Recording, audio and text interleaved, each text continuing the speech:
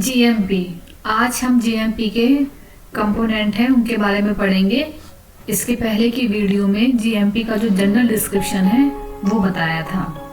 तो जीएमपी यानी कि गुड मैन्युफैक्चरिंग प्रैक्टिसेस, इसके दो भाग हम कर सकते हैं। एक है पार्ट ए, दूसरा है पार्ट बी। पार्ट ए के भी दो भाग हैं और पार्ट बी के भी दो। तो पार्ट ए को भी हम दो तरीके से डिवाइड करते हैं, जिसमें कि फैक्ट्री परमिसेस आएगा, दूसरा जनरल रिक्वायरमेंट। फैक्ट्री परमिसेस मतलब फैक्ट्री कहाँ कैसी जगह पर होनी चाहिए, कितना एरिया क्या होना चाहिए, ये फैक्ट्री परमिसेस। जनरल रिक्वायरमेंट मतलब फैक्ट्री बनाने के लिए जो उसकी जनरल रिक्वायरमेंट क्या होनी चाहिए, पानी की व्यवस्था या और भी जो अरेंजमेंट्स होते हैं। पार्ट बी में इसमें जो मशीनरी है यानी कि लिस्ट ऑफ मशीनरी, इक्विपमेंट और मैन्युफैक्चरिंग परमिसेस, जो मशीन है उनके बारे में है और जो वहाँ पे मैन्युफैक्चरिंग जो एरिया है उसमें क्या और कैसे होना चाहिए ये इसमें बताया गया है। पार्ट ए तो factory premises. The manufacturing plant should have adequate space for. तो जहाँ फैक्ट्री है, जब हम फैक्ट्री बनाते हैं तो उसके लिए क्या चीज़ें होनी चाहिए, जैसे कि उसमें receiving end storing raw material, मतलब हम कोई चीज़ रिसीव कर रहे हैं जो रॉ मटेरियल होता है और उसको स्टोर करने की जो है वो व्यवस्था कैसी है और किस तरीके की है ये देखना होता है। मैन्युफैक्चरिंग प्रोसेस एरिया, कहाँ पर जो मेडिसिन है जो है वो मैन्युफैक्चर हो रही है।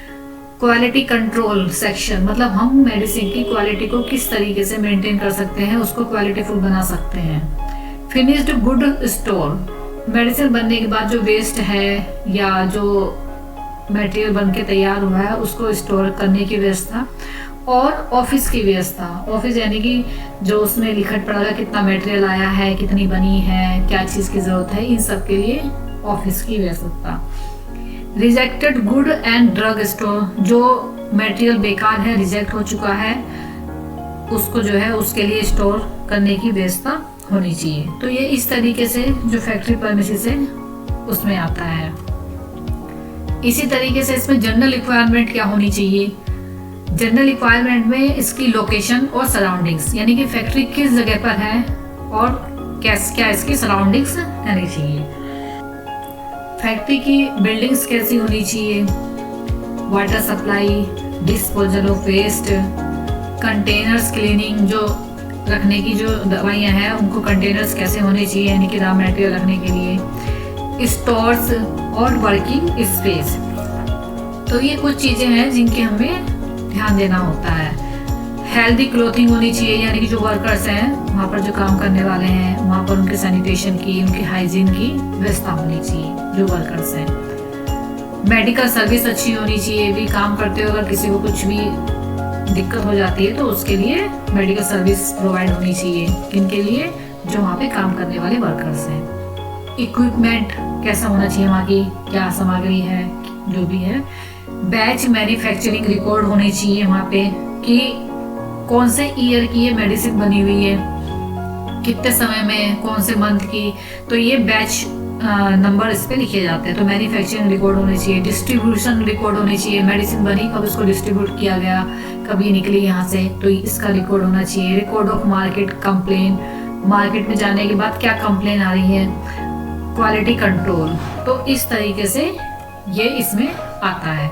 अब है इसको हम डिटेल में देखेंगे। तो फैक्ट्री परमिसेस यानी कि इसमें लोकेशन और सराउंडिंग्स कैसी होनी चाहिए। The factory building for manufacture of आसु यानी कि Ayurveda, Siddha and Unani medicine shall be so situated and shall have such construction as to avoid contamination, मतलब कंटामिनेशन से फ्री होना चाहिए वाला एरिया। कैसा होना चाहिए, फ्रॉम ओपन सेवरेज, मतलब ओपन सेवरेज नहीं होना चाहिए, ना ही ड्रेनेज ओपन होना चाहिए। पब्लिक लेबोरेटरी से भी मतलब कंटामिनेशन नहीं होना चाहिए। और कोई भी ऐसी फैक्ट्री नहीं होनी चाहिए आसपास के एरिया में जो कि मतलब इस चीज़ से ये प्रभावित हो।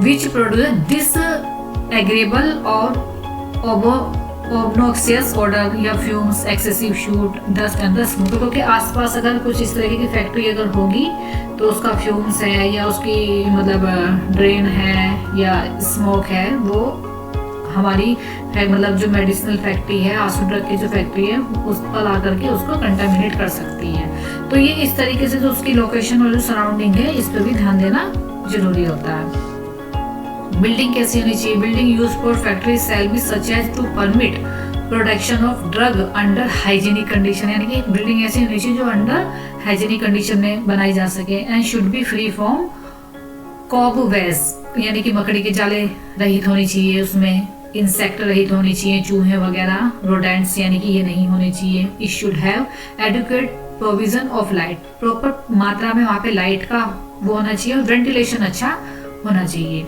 और जो बिल्डिंग है उसका फ्लोर है या उसकी जो दीवारें हैं वो कैसी नमीदार या गंदी नहीं होनी चाहिए। The floor and the wall should not be damp और the moist.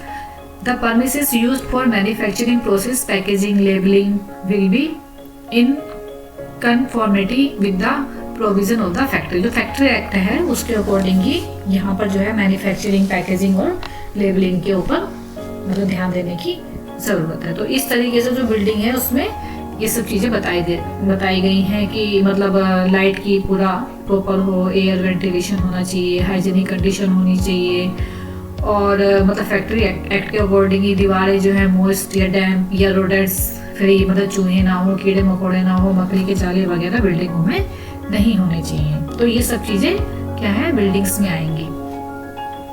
It shall be located as to be, कहाँ होनी चाहिए building? Compatible with other manufacturing operation that may be carried out in same of the adjacent premises, adequately provided with working space to allow orderly or logical placement of equipment, material to avoid the risk of mix up between, मतलब अलग अलग वो होना चाहिए जिससे कि आपस में ये मिक्स हो ना हो सके जो डिफरेंट ड्रग्स हैं और कंपोनेंट है thereof and avoid the risk of omission of any manufacturing the control step। तो ये इस तरीके से इसमें ये बताया गया है।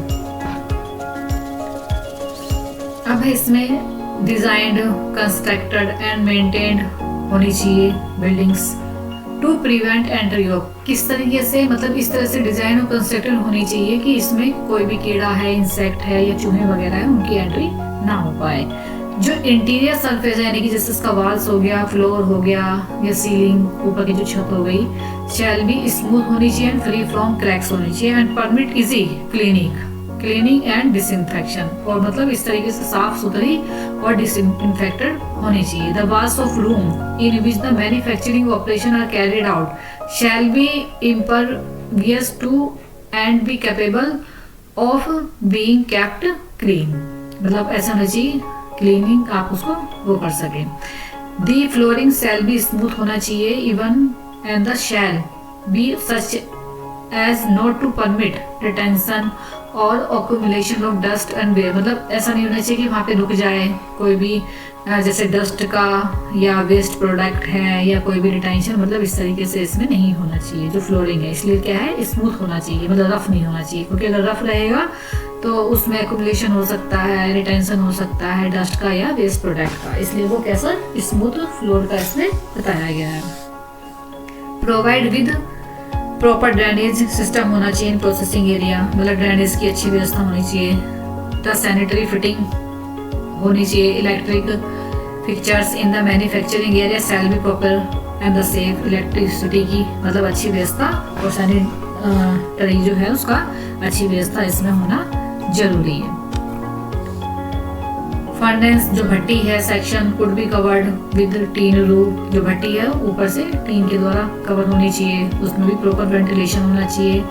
But sufficient care should be taken to prevent flies and dust, कोई मतलब मक्खी या धूल वगैरह से इसको बचाव होना चाहिए, इसलिए क्या है वो टीन की जो मतलब फर्नेस जो भट्टी है उसके ऊपर टीन या किसी से ढक देना चाहिए, लेकिन वेंटिलेशन प्रॉपर होना चाहिए।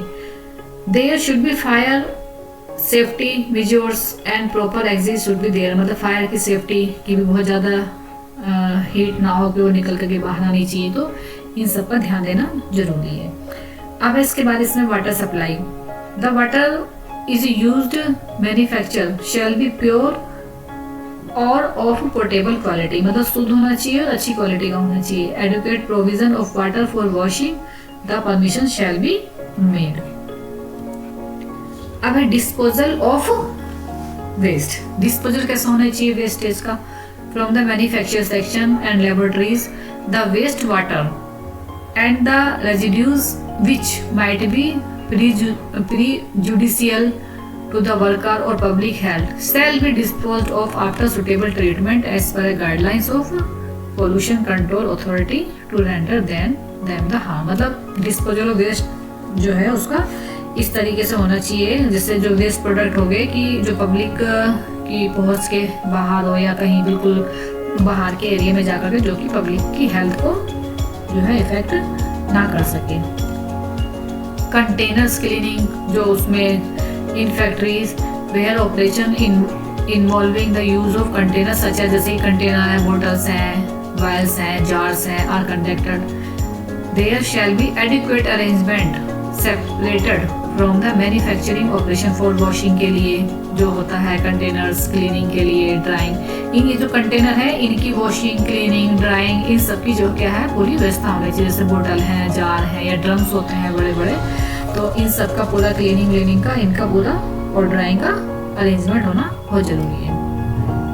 स्टोर्स कैसे होने चाहिए जहाँ पे हम रॉ मटेरियल स्टोर कर सकते हैं या फिर जो मेडिसिन बन गई है उसके लिए, तो store should have proper ventilation का होना चाहिए and shall be free from dampness. It should provide independent adequate space for storage of different type of material such as जैसे कि इसमें क्या है तरह तरह के डिफरेंट मटेरियल, रॉ मटेरियल है, पैकेजिंग मटेरियल भी होता है और फिनिश प्रोडक्ट भी होता है। तो इनके जो स्टोर है इसमें प्रॉपर वेंटिलेशन की और डैम्पनेस से फ्री होना चाहिए।